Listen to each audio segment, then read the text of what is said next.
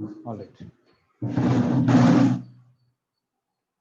Okay, 79 I'm discussing now.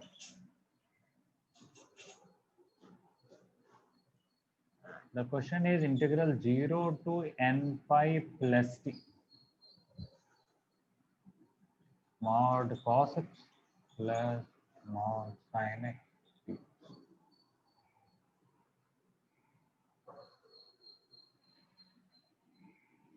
We know mod sin x alone periodic function with period pi, because if you replace x with 180 plus theta, 180 plus x, sin 180 plus x is minus sin x, but mod will take care of that minus.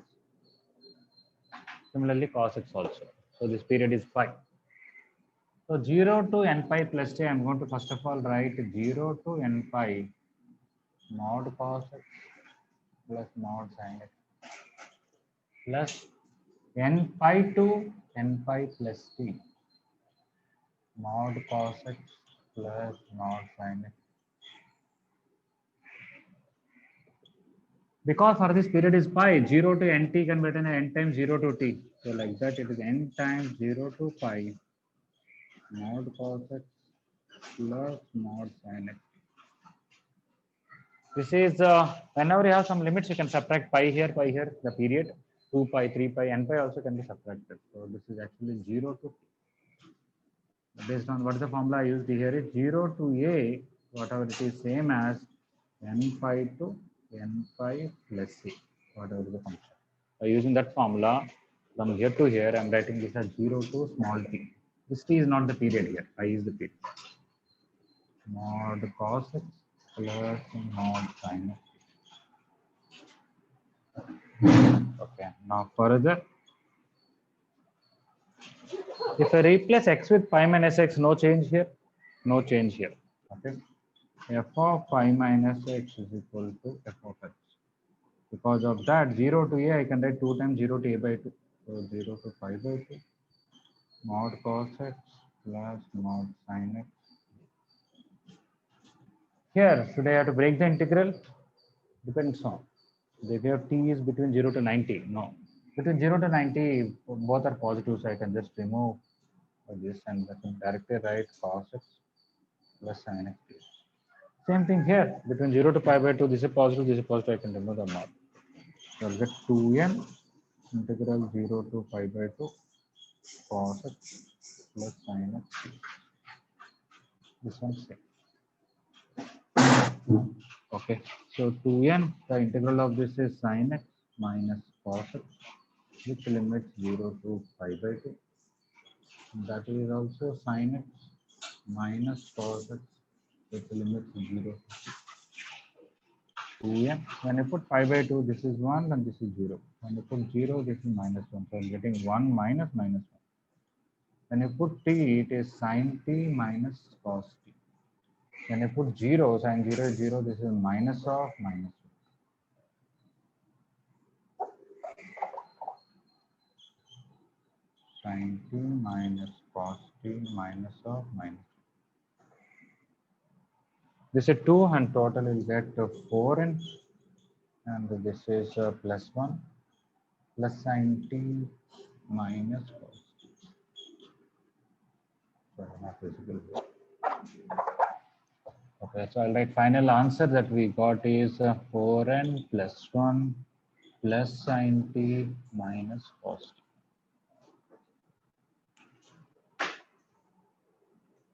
Option D. Okay, so first of all, you have to get that you have to understand it is 0 to n pi plus some t. So I have to break 0 to n pi and n pi to n pi plus t. This is 0 to nt as n times 0 to t. And n pi can be subtracted from the two limits, because pi is the period, any multiple of period can be subtracted here. This is period is capital T to H, that is the form. Okay. And t is just a some number between 0 to 90, and between when you take anything between 0 to 90, this is positive, this is positive. Same thing here, when I replace x with pi minus x, whenever f of a minus x is f of x, 0 to a can be written as 2 times 0 to a by 2. And between 0 to 90, cos is positive, sin is positive, and then integrate. Okay, 79, any part of it, anybody has doubt?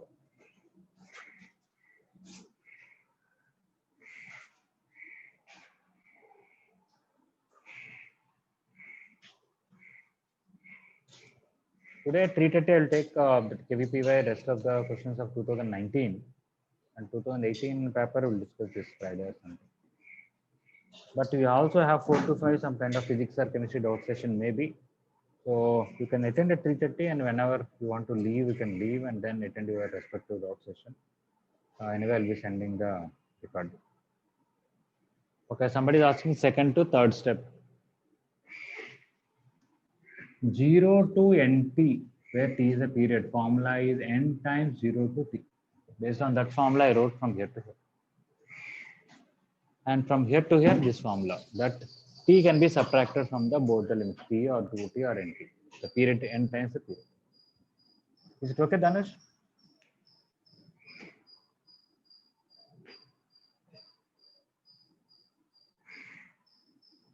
Okay, third. Okay, this is from second to third. Third to fourth.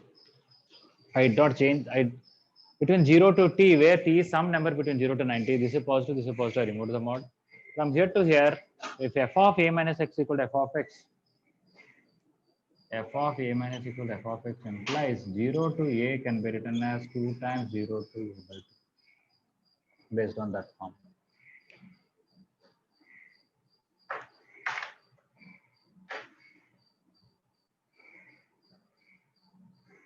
Any other doubt anybody has?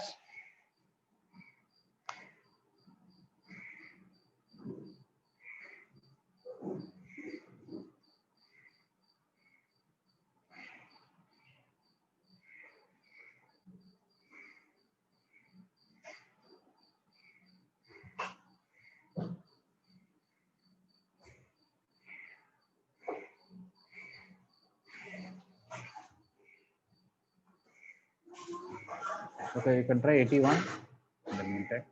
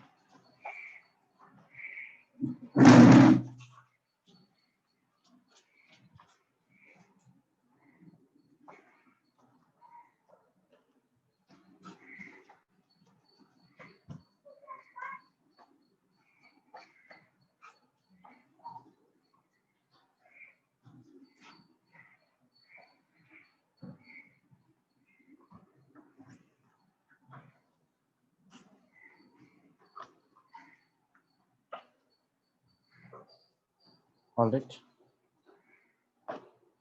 81 is integral 1 to 3 dx by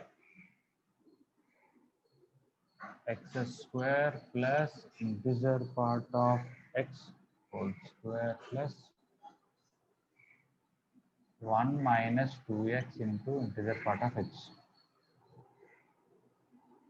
Okay. Where is the period that came into the picture here? Let us see. Integral 1 to 3 dx by this together is a perfect square. We get x minus integer part of x whole square plus integral 1 to 3 dx by it is fractional part of x whole square plus 1. Anybody knows what is the period of fractional part of x?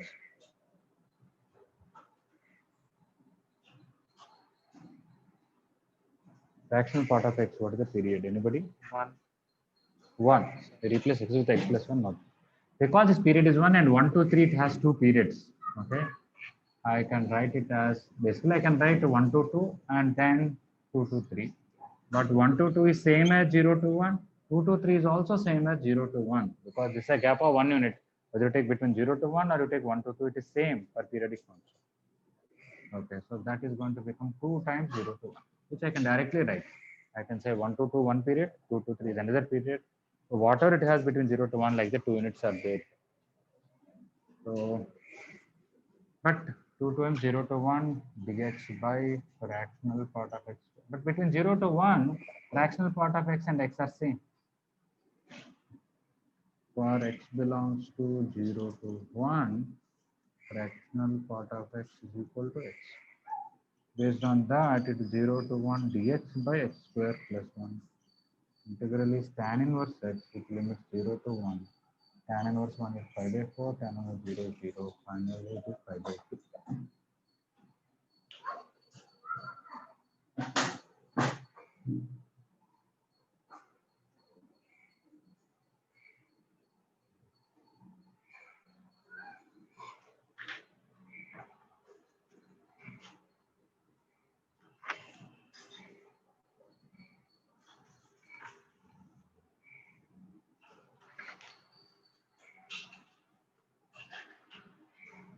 Okay, I want everybody to complete mains even numbers up to 80 by tomorrow.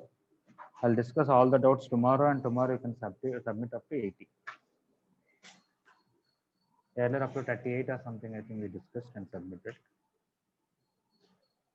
Okay, so 40 to 80. Any doubts tomorrow?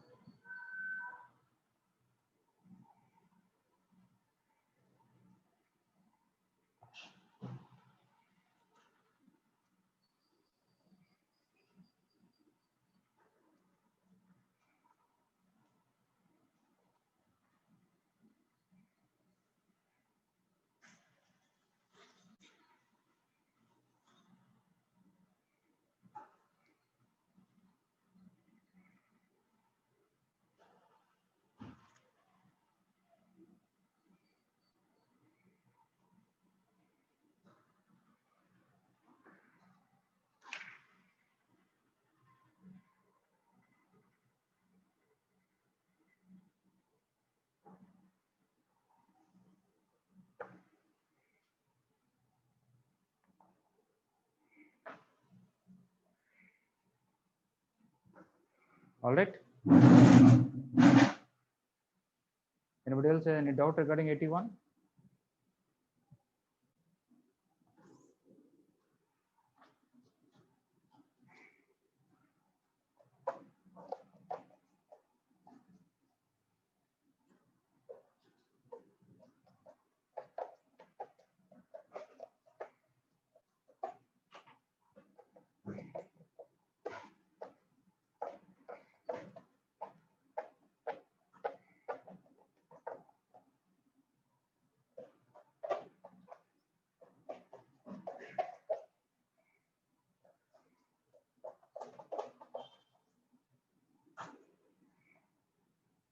Okay.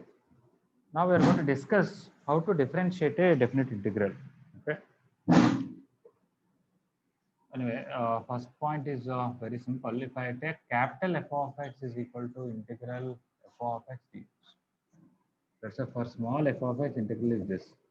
Then obviously, we can mention other way that f dash x is equal to f of x plus c. For this integral, for this is a derivative. Okay, so when plus c will not come, sorry.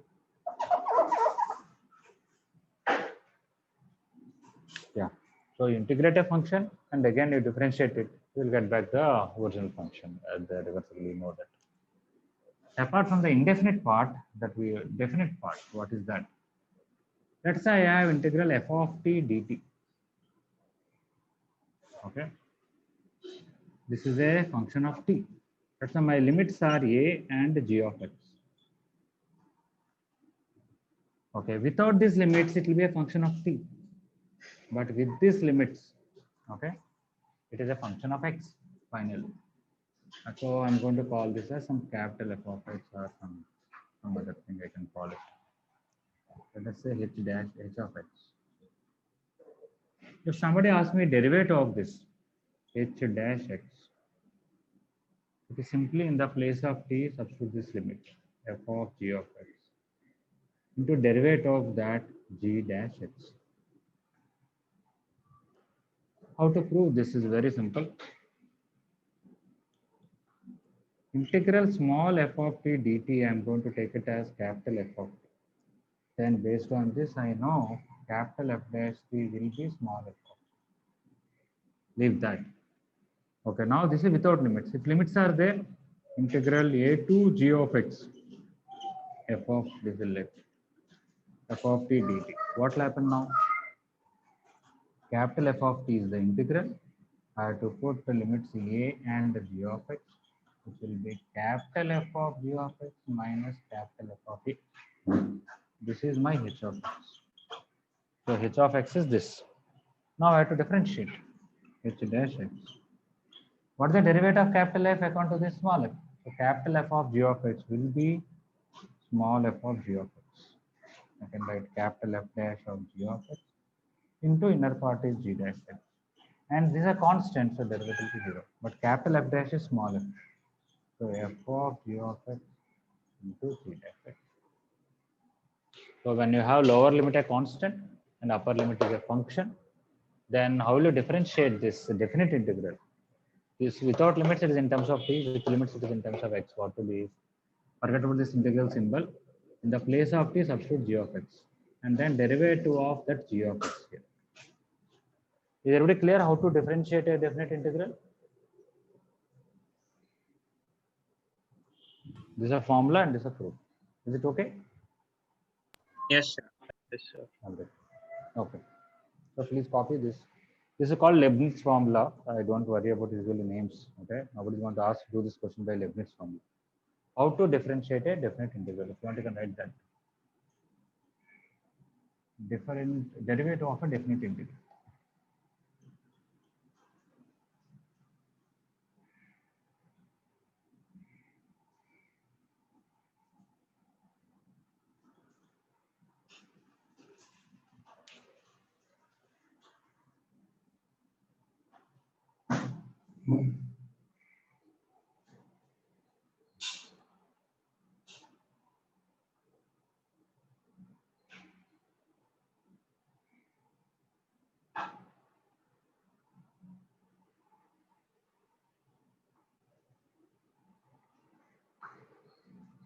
Anybody has any doubt, please ask. As we do questions, you'll know how to use this formula.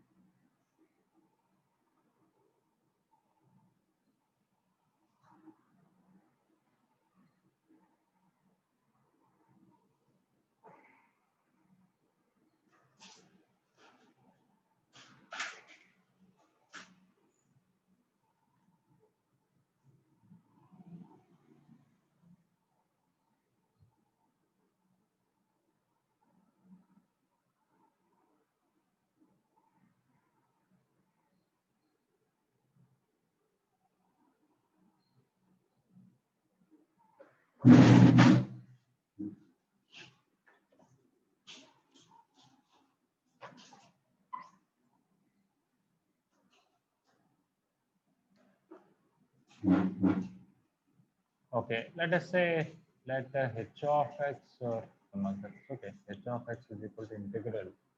Some L of x is a lower limit and some g of x is upper limit. F of t dt. Then how will you differentiate?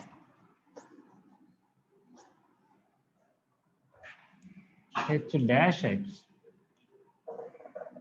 okay, is in the place of this substitute this f of g of x into g dash x. When I substitute this f of L of x into L dash. Because if you integrate capital F will come, when you substitute this, you'll get capital F of g of x like this. Now differentiate capital F derivative is small f and derivative another part is g dash x. Similarly, you'll get capital F in that L of x will come because of the lower limit. Derivative of capital F is small f of L of x and derivative another part is L dash. That's it. Substitute upper limit into derivative upper limit minus substitute lower limit into derivative lower limit.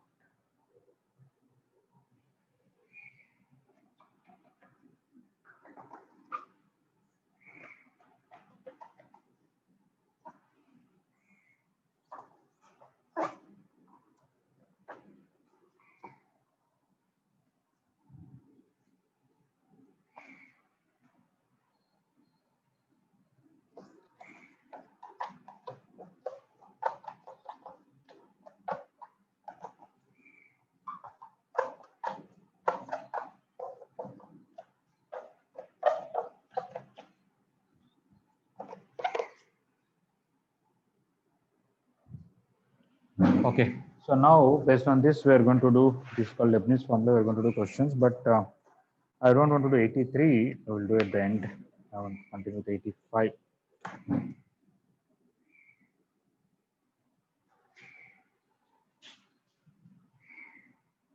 Capital F of x is equal to integral x square and x cube and log t dt. They want derivative of this. Okay, just now we studied derivative means in the place of t substitute x cube upper limit into derivative upper limit d by dx of x cube minus substitute lower limit in this log x square and derivative of that x square. I know how to integrate log t. I can find integral, substitute all these things, and then find derivative. But finally, it will come same. So forget about integral. Substitute this into derivative of that minus substitute this into derivative of that. Log x cube is 3 log x, and x cube derivative is 3x square. Log x square is 2 log x, and derivative of x square is 2x. So we just took log x common. We'll get 9x square minus 4.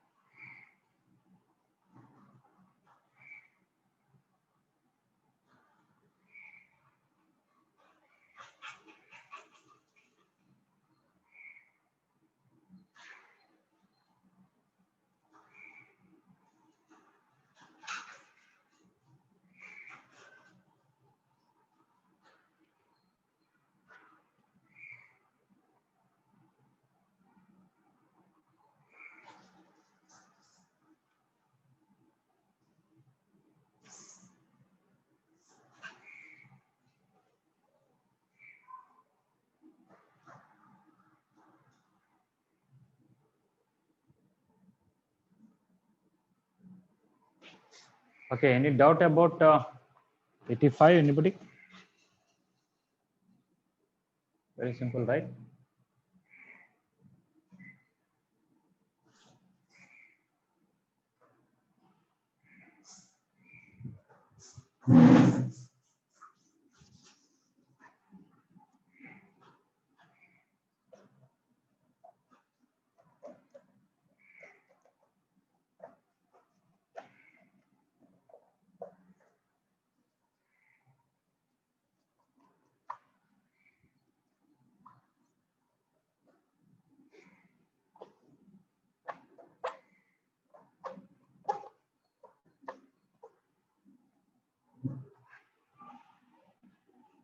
Okay, 87. Limit extends to 0, integral 0 to x tan square t secant square t dt by x cube. Okay, first of all, this integration, if I want, I can find very easily.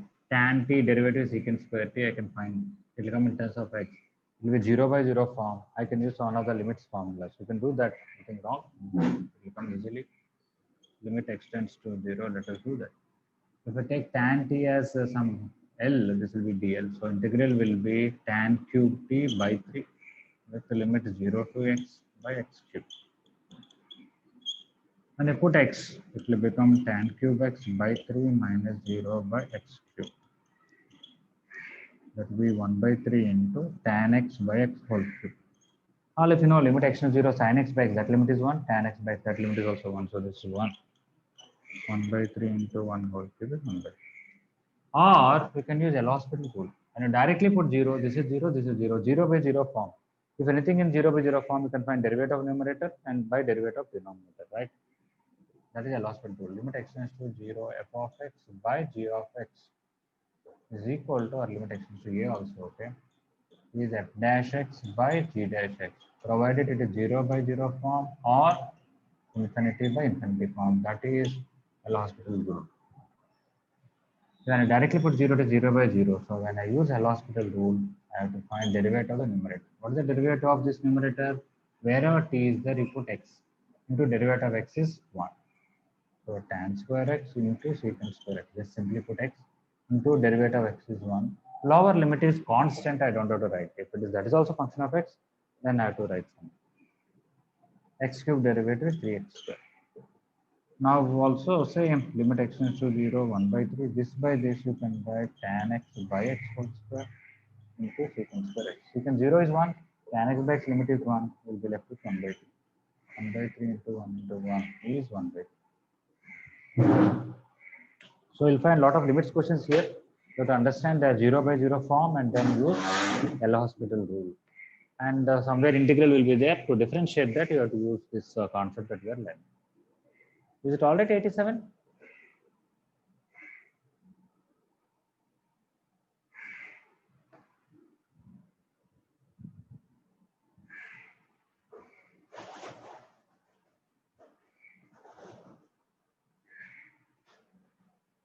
Yes, sir. Okay.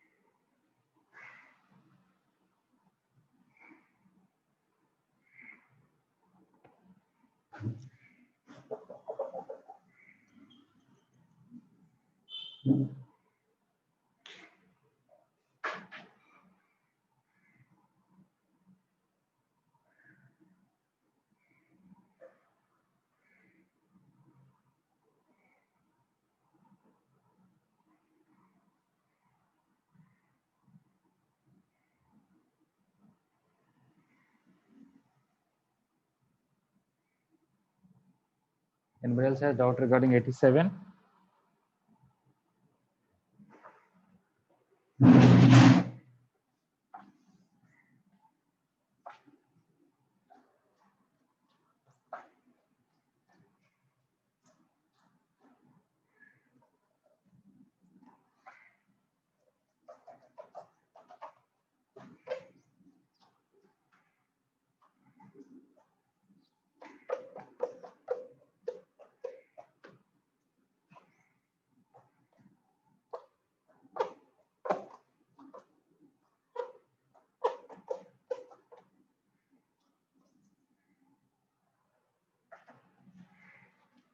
Okay, 89. I think it is in the form of infinity by infinity. Limit x tends to infinity. 0 to x e power t square dt whole square by 0 to x e power 2t square dt. Infinity by infinity also we can do the L'Hospital rule. So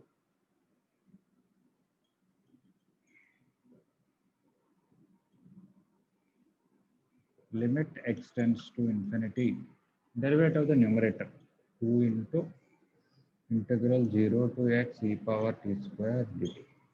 Something whole square, what is the derivative? F of x whole square is 2 into f of x into derivative of the inner part. What is the derivative of this inner part? Now we have to use the concept that we learned, how to differentiate a definite integral. Wherever t is there, you have to write that x. So e power x square into derivative of x is 1. You don't have to write anything for the lower part because it's a constant. If it's a function of x, you have to write that also.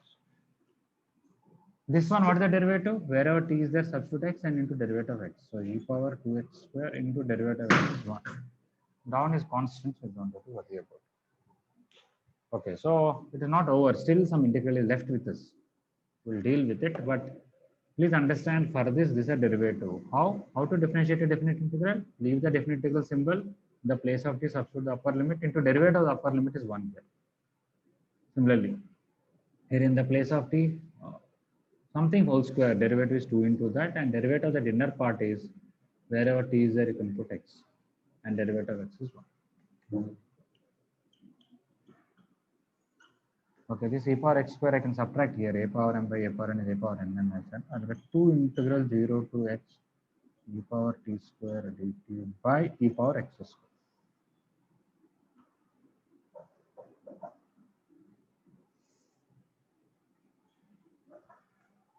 Again, it is 0 by 0 form or infinity by infinity form. So you can use L'Hospital rule once again.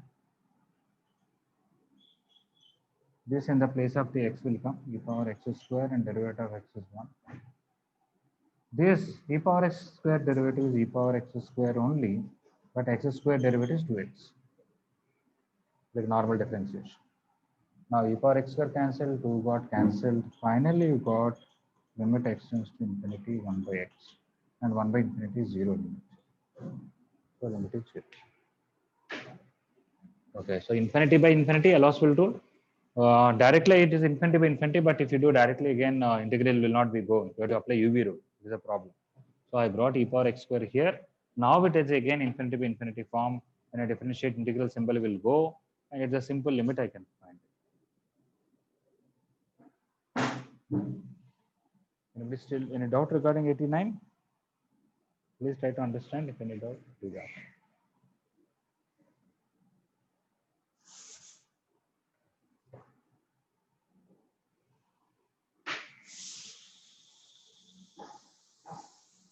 So it's completed. You can try 91.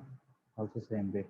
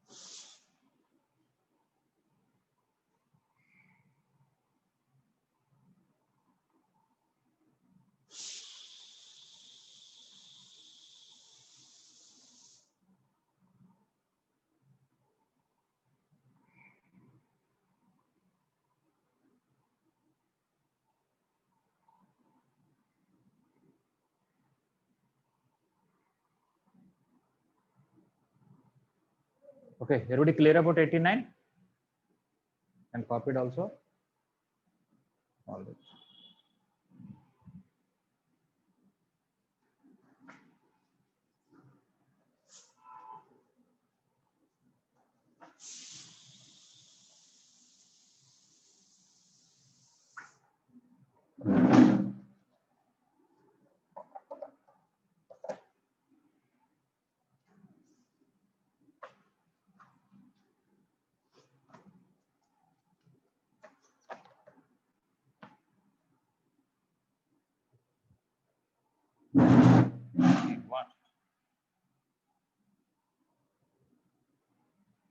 limit extends to 0. Integral 0 to x square sine root t dt by x cube. When you directly put 0, integral 0 to 0, 0. Again, it is 0 by 0 form, so we can use L'Hospital rule. Even though we can integrate this and then use only by limits, we can do it. Okay. You have to take root t as something and then apply by parts and then do it possible. Even then, we may have to use L'Hospital rule or some expansion. So directly 0 by 0 form, so we can use L'Hospital rule. Limit extends to 0. How to differentiate this definite integral? In the place of t, put x square. We'll get sine root x square into derivative of the upper limit 2, lower limit is constant, nothing to it. X cube derivative is 3x.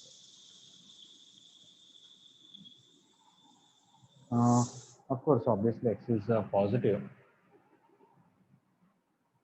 X in the sense, let me see whether x is positive or negative.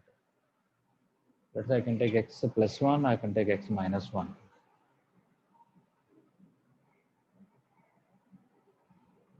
Yeah. This actual limit should not exist because it is not sine x, it is sine mod x actually.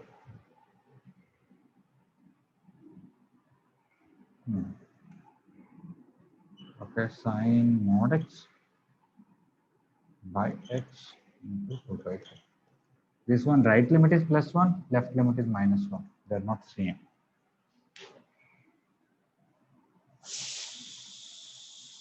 So right hand limit, this limit is 1, will get 2 by 3. When I take left hand limit, this is minus x, I'll get minus 2 by 3. Minus 1 into 2 by 3. They're not equal, so limit doesn't exist. The answer is not there, so it has to be corrected. Limit doesn't exist.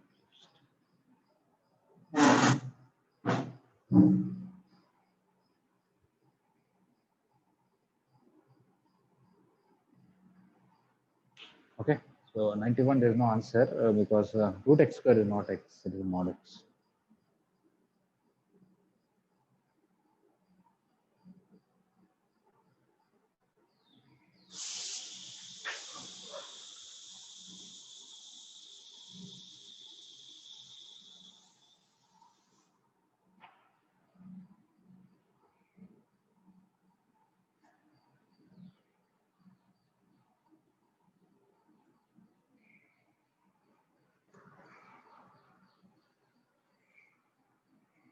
Any doubt regarding 91?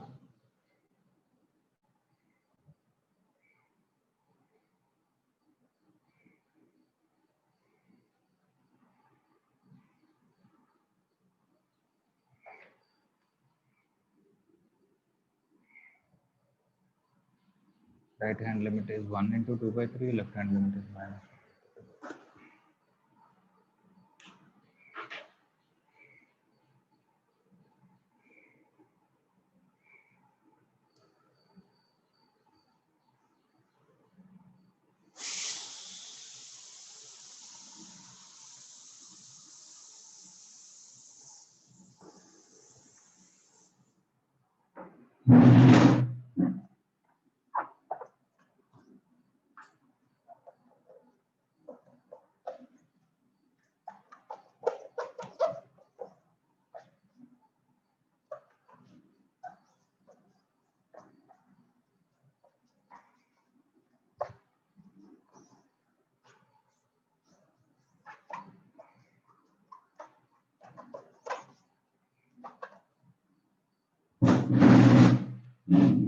Okay, 93.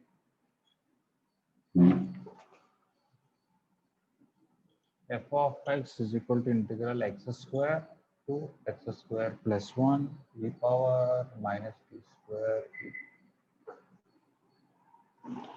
They're asking when is f of x increases. You know, in first year calculus that whenever derivative is positive, the function increases. Okay. So find the derivative and see when it is positive. So f dash x, substitute in the place of the upper limit into derivative upper limit. So e power minus of x square plus 1 whole square into d by dx of x square plus 1 minus substitute lower limit e power minus of x square whole square into d by dx of x square. This also 2x, this also 2x. I can take 2x common. Here I'll get e power minus x square plus 1 whole square minus x power 4.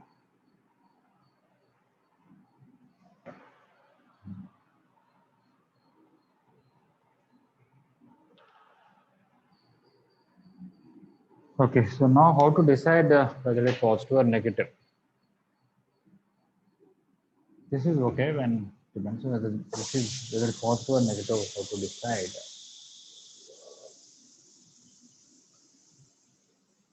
I think I can take this one from e power minus x square plus 1 whole square. If I take common, I'll get 1 minus e power minus x power 4 by e power minus x plus 1 whole square minus 2x into e power minus x square plus 1 whole square. A power n by a power n is a power m minus n. When I subtract and simplify, it becomes 2x square plus 1. X power 4 will cancel. When I expand this, we'll get this. Okay, now I can give this minus there. It is 2 into x into e power x square plus 1 whole square into e power 2x square plus 1 minus 1.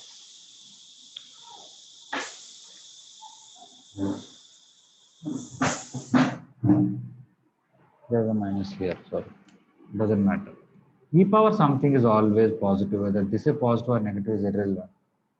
But coming to this is more than 1. E power something is more than e. Whatever x you take, this is greater than equal to 1, this is greater than equal to e, minus something is positive. Because e is a bigger number than 1. This is always positive, this is always positive. Everything depends on x.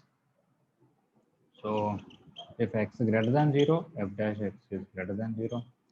And if x is less than 0, f dash x is less than 0. So f is increasing for all positive values of x and f is decreasing for all negative values of x. F is increasing all positive values of x. Sir, and fourth step, how it became minus 2x? So should be plus. Where 1, 2, 3, 4. Where from minus came? It is plus 2x only, yeah? Yes, sir. Yeah. Okay, then I think I wrote reverse here. Thank you. This is plus and this is plus, and I should put a minus here. Okay. Then x is positive, f dash x is less than 0, and x is negative, f dash x is greater than 0. Okay. Sorry about that. I did not take any minus common, no? So I just took this one common and I divide here. Yeah. So this is plus 2x. But from here I took a minus common. So this is always positive, this is always positive, but there's a minus here. When x is positive, it is negative, and x is negative, it is positive. So for negative values of x, it is increasing. For positive values of x, it is decreasing.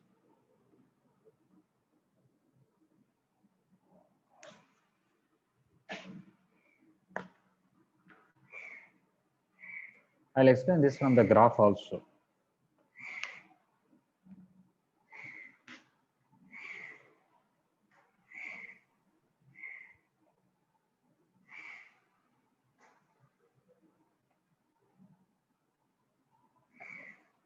Okay, so all these questions are about differentiating a definite integral, where without the limits it is a function of t, with the limits it is a function of x, how to differentiate.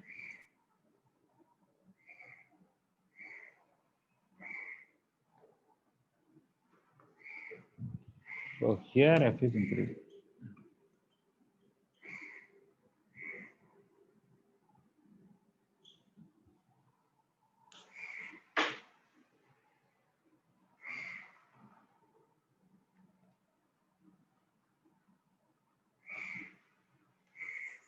I want to explain this graphically also.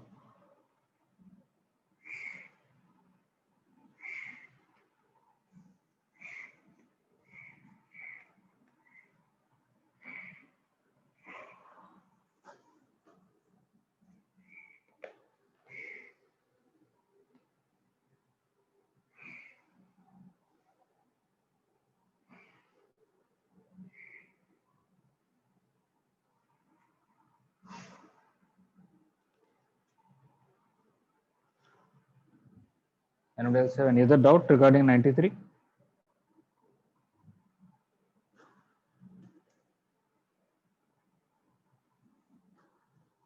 Okay.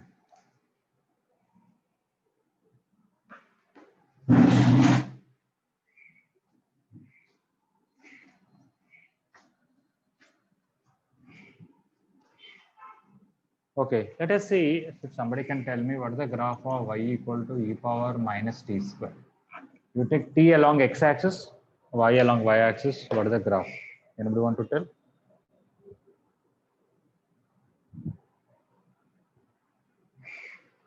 Or at least you can tell me y equal to e power minus x. What is the graph? Y equal to e power minus x.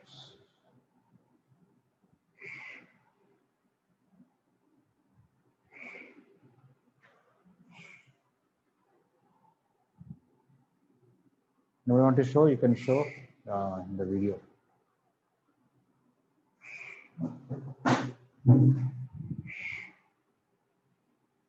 You can unmute and show. Then in speaker view, I think if everybody can see. At least I can see.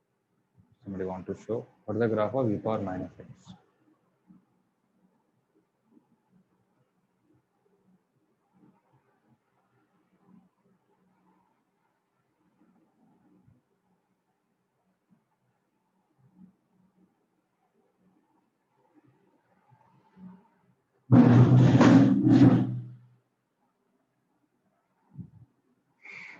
Okay. First year we studied about graphs thoroughly.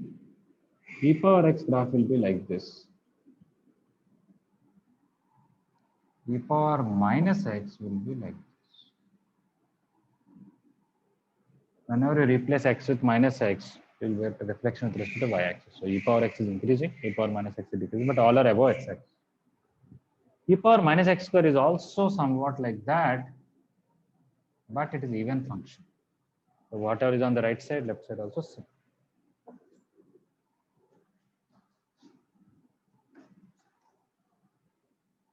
Okay, so its graph is actually like this. So this is a graph of y equal to e power minus x square. Now, or minus t square. We want area between x square and x square plus 1, a width of 1 unit. What is this gap? 1 unit. I want this area. You know, definite integration will represent area.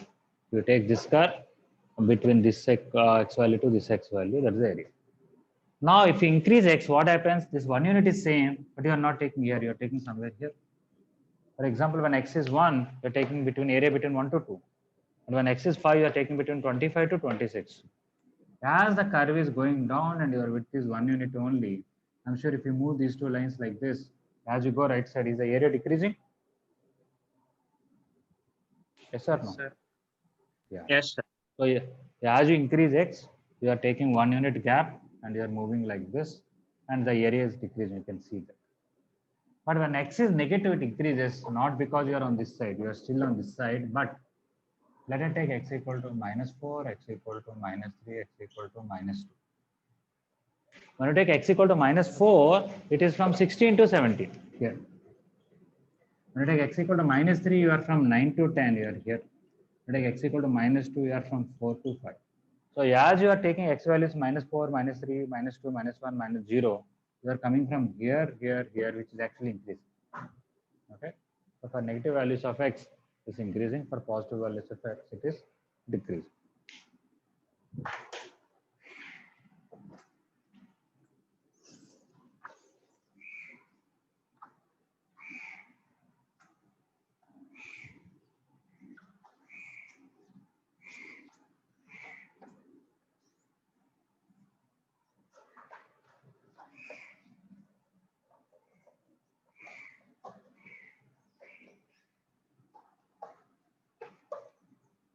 Okay.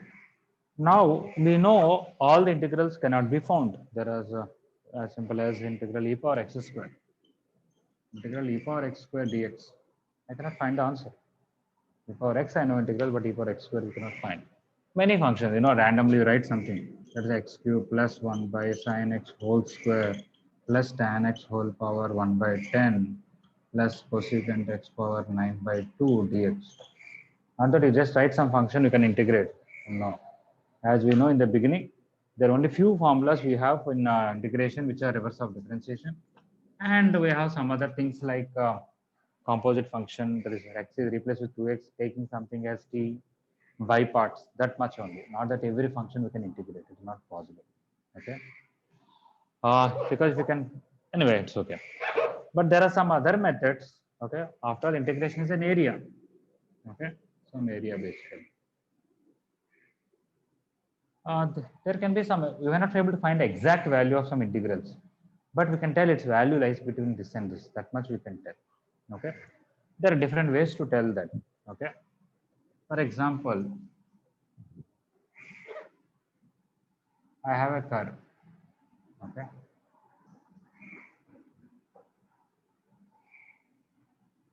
Okay, this is a graph of y equal to f of x. This is a and this is b. I want integral a to b f of x d. But this curve is a little complicated where I cannot find its integral exact value. But I can tell you this will definitely represent this whole area under the curve. Okay, this area. I cannot find this area also, but I can tell this area will be definitely less than, take the topmost point, take this rectangle area. Will definitely the shaded area will be less than this rectangle area or not? Yes. And you take the bottommost point of the curve and draw one horizontal line. The shaded area is definitely more than this rectangle area, obviously. Right? That is one way to tell. So I'm going to write integral a to b f of x dx is less than or equal to b minus a into maximum value of f of x in open interval a to b. Greater than or equal to b minus a into minimum value of f of x in open interval a to b. Of course, b is greater than a, obviously, and take. Okay. So between a to b, you want area under the curve. We take the highest point and take that area. Obviously, that is bigger than this. Maximum value of f of x in a to b is this height into this width is b minus a. And you take the smallest value and then find this rectangle area. The shaded area is definitely more than that. That is minimum value of f of x in a to b into b minus a. Is everybody clear about this statement?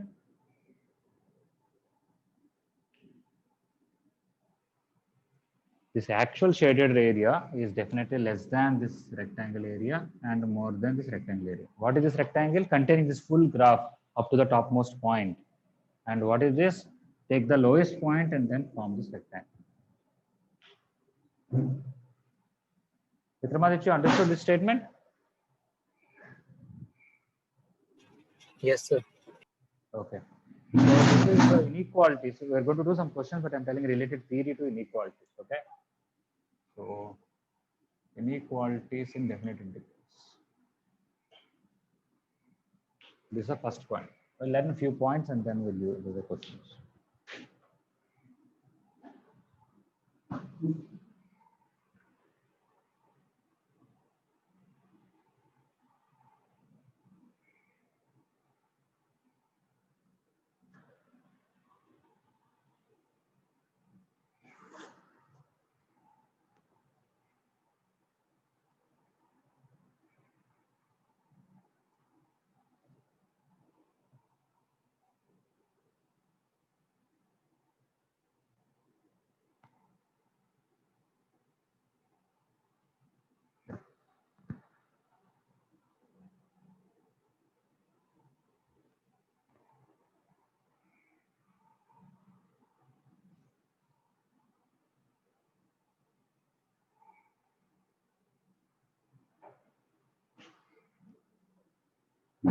Okay.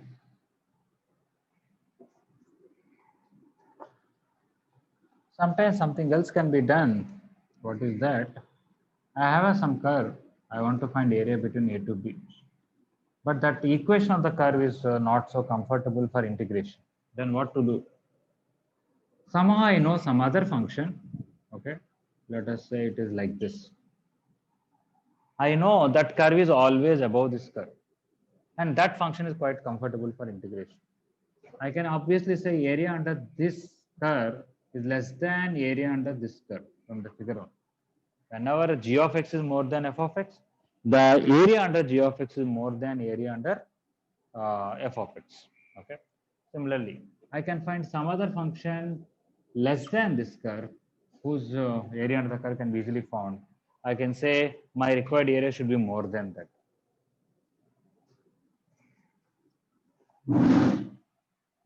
Second point, if f of x is greater than g of x for all x in open interval a to b, okay, then integral a to b f of x dx is greater than integral a to b g of x dx. In indifferent integration, you cannot say this is greater than this, even the f of x is greater than g of x is, because in indifferent integration there is a constant. Because of that constant, we cannot say. But this is based on the areas. Okay, f of x graph is always above g of x graph. So area under the first curve is obviously greater than area under the second curve. Later on, we'll see in some questions how to use this. Okay, so whenever you are not able to find the integral, but you want to have some idea the value is close to what, you have to find some function close to it which can be integral.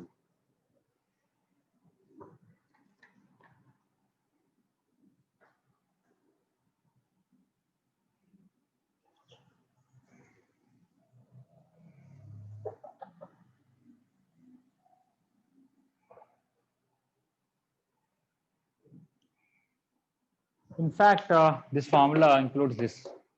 If you know second formula, you can tell first formula. Why? F of x, let us say maximum value is capital M, minimum value is small m. Okay, this is always less than the greatest value, more than the least value. Integrate it. Integral a to b, integral a to b, integral a to b. Integral a to b f of x dx is this. For capital M, what is the integral? Mx, because constant. Put upper limit, lower limit, you'll get m into b minus a.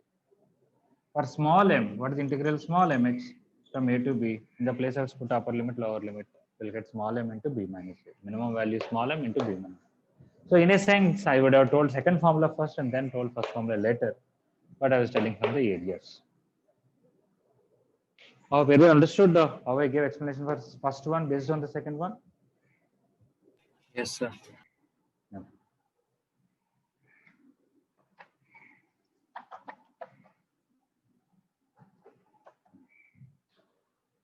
Okay, mostly these two only will use it, but sometimes something else can be done. What is that? If f double dash x is greater than 0. All of you know if first derivative is positive, it is an increasing function, and if first derivative is negative, it is a decreasing function derivative, right? What does second derivative positive? What does it tells us? I'm going to give an idea. Maximum minimum values.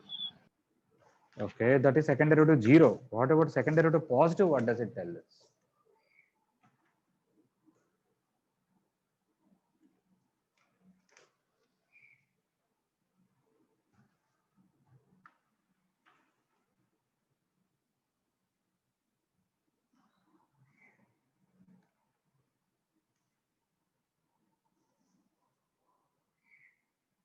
Greater than. Greater than.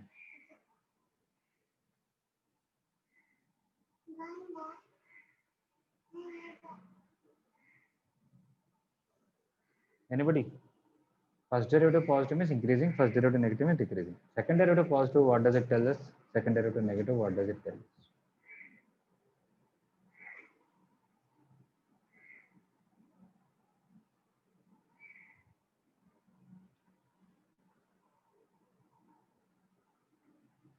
I'm wondering, nobody remembers.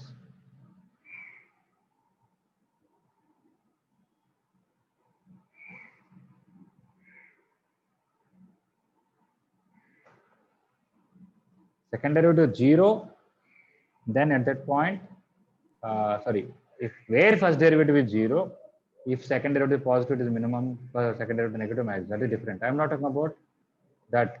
For an interval, second derivative is positive. Between 2 to 5, f dash x is greater than 0 for a function. So what will you conclude?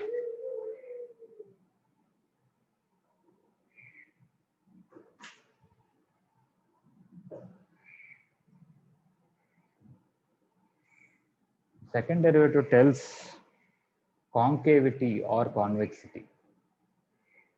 It tells the curvature. What does second derivative positive means? First derivative is increasing, right? Because first derivative is derivative, second derivative. First derivative is increasing means slope of the curve is increasing. Slope of the curve is increasing means the curve can be like this, or like this. All these are second derivative positive. Why? You can see here slope is 0. Here slope is some positive value. Here it is more steep, more slope. You can see slope 0, little more slopey, little more slopey. The slope is increasing. So f dash x is increasing means f double dash x is greater than 0 for this. Even for this, here may be somewhat 0, here somewhat negative, here somewhat negative. This slope may be minus 10, this slope may be minus 2, this slope may be minus 1, this slope may be 0. First derivative may be negative, but first derivative is increasing from lesser negative value to greater negative value.